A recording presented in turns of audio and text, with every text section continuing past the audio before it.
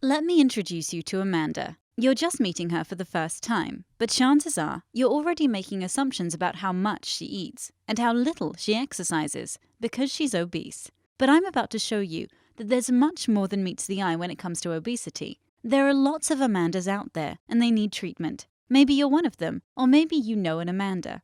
It's time to act on obesity. But in order to do so effectively, we need to understand obesity.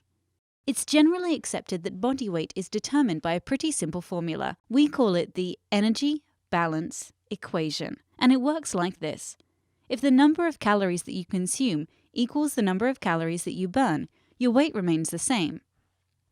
If you consume more than you burn, you gain weight. And if you burn more than you consume, you lose weight. Most people think that those of us who properly manage our energy balance remain lean, whereas those of us, like Amanda, who eat too much and exercise too little, become obese. We view obesity as a lifestyle choice, and the cure for it is simple: eat less and exercise more. This may sound logical, but it's wrong. Let me explain. First, let's talk about set point.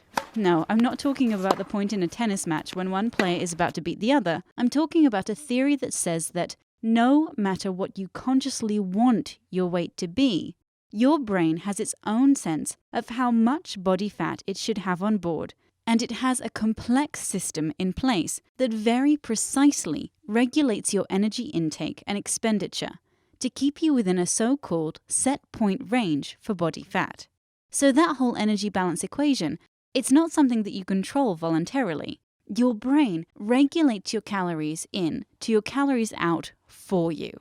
For your brain to do this, it needs to know how much energy you have on board at all times. And it knows this by listening to hormones like leptin, which is made in your body fat. You can think of it like a car. Leptin is the gas gauge that tells your brain how much gas is in your tank. But leptin is just one piece of the puzzle. You've got a whole bunch of other hormonal signals and sensors that are involved too.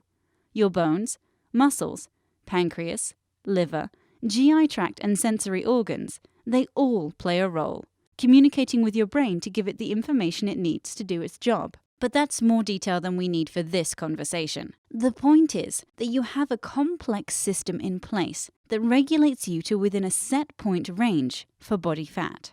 So what happens if Amanda decides to lose weight by going on a diet? After all, people with obesity should eat less, right? Here's what happens. She loses weight, but her hormone levels change. Her brain hears this, and it starts acting to restore whatever body fat she's lost. She feels hungrier, and although she doesn't know it, she's also burning fewer calories than before. You see, set point is usually a one-way street. Once it's been elevated, the brain works to defend it just as vigorously as it would a lower set point. Amanda's brain doesn't know that she needs to lose weight. It only knows to defend her current set point.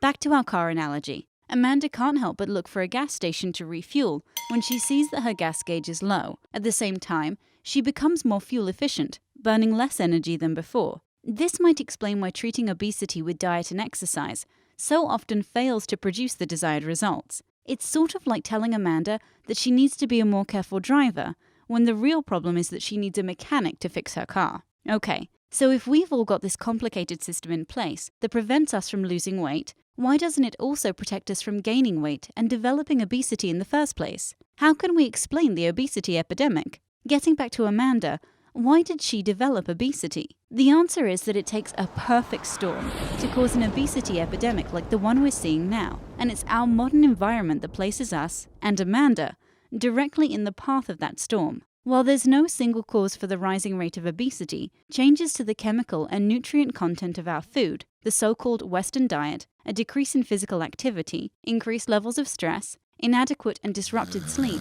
and more widespread use of medications that promote weight gain all play a role.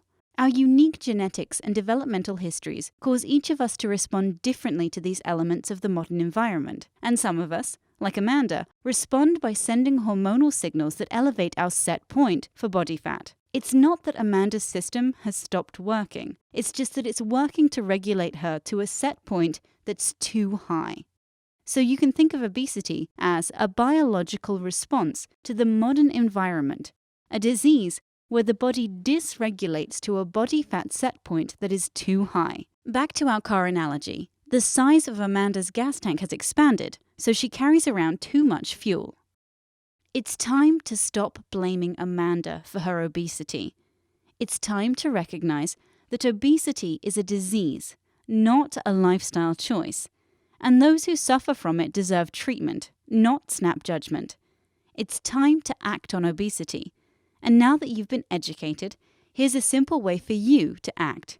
Share this video.